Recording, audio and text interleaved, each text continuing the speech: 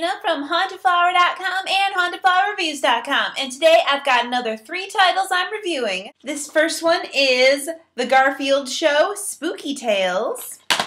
Then we'll have Gossip Girl, the complete 4th season, and Wyatt Cenac, Comedy Person. Let's start with Garfield.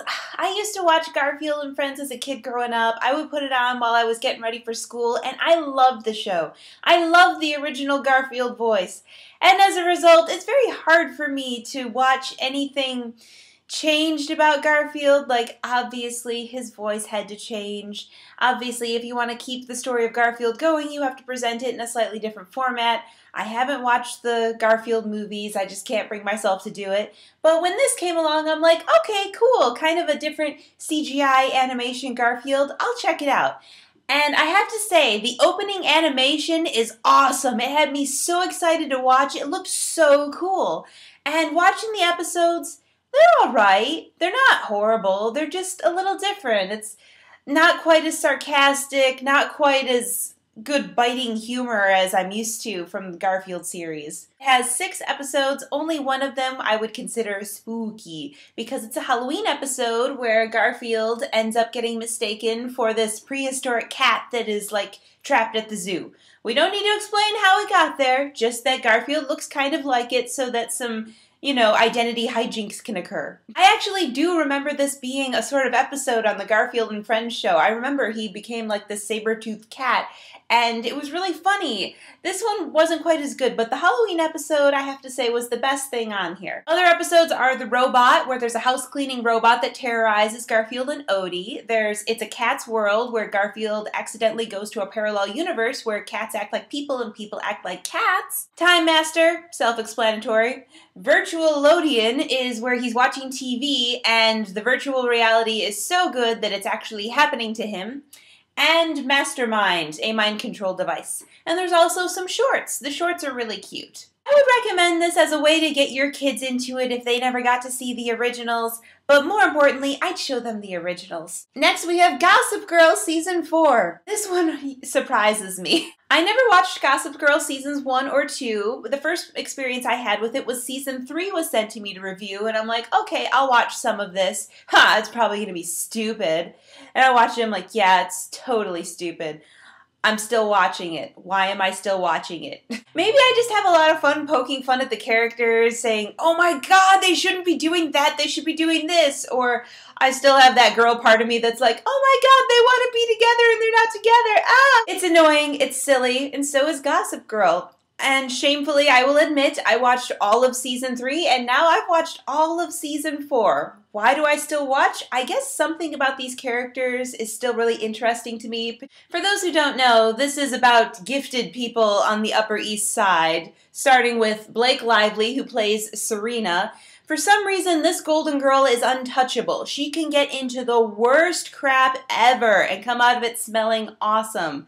I don't know how she does it. I don't know why every boy on the show is in love with her. She's really annoying this season because she can't choose if she likes Dan or Nate better. Her best friend and also jealous rival, Blair Waldorf. She's played by the absolutely adorable Leighton Meester, who is a very complicated name that I'm not sure if I'm saying right, but look at her, she's adorable no matter what she does to herself. And she's just by far the most interesting character to me because she is so wound up in her own little world, and she does not have to accommodate anyone, everyone has to accommodate her. Other interesting characters, you have Chuck Bass, resident bad boy and longtime love interest of Blair. Nate, best friend of Chuck, in love with Serena. Dan, so-called lonely boy, was poor most of his life, is kind of ingrained in this Upper East Side lifestyle now. For some reason is in love with Serena, though the best person for him has always been Vanessa, but Vanessa gets her hands pretty dirty in this season when she gets involved in horrible hijinks and manipulations.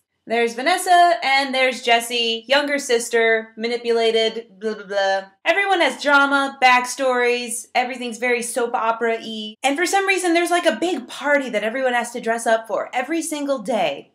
I don't know why this series is addicting, but it kind of is. For special features, you can go to Paris and see about all the scenes that were filmed in Paris and the journey of the characters going there. Exposing Gossip Girl, the making of episode 418, which is the lowdown on the creative processes behind that particular episode. A gag reel and some unaired scenes.